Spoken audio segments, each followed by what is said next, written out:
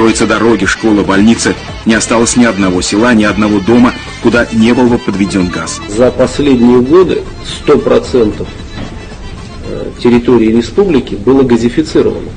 Это непревзойденный результат. Причем сделано это было не за счет вот этой общей программы газификации, а за счет внутренних источников. Что это означает? Это означает, что руководство республики поставило в качестве приоритета решение этой задачи.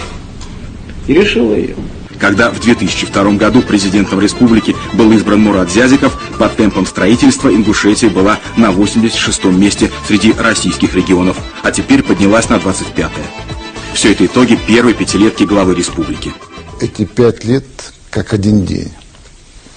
Вот для исторического такого рубежа это небольшой период. Для Ингушетии это такой большой период, большое знаковое время. Сказать, что всем все, что делается, я доволен, но это было бы неправильно.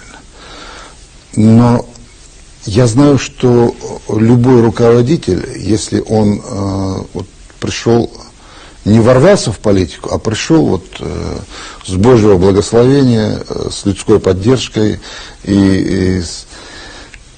это человек, который... У него нет своей жизни, у него жизнь, его жизнь – это часть жизни народа. И наоборот. Конечно, многое удалось сделать, но самое главное, произошла консолидация людей.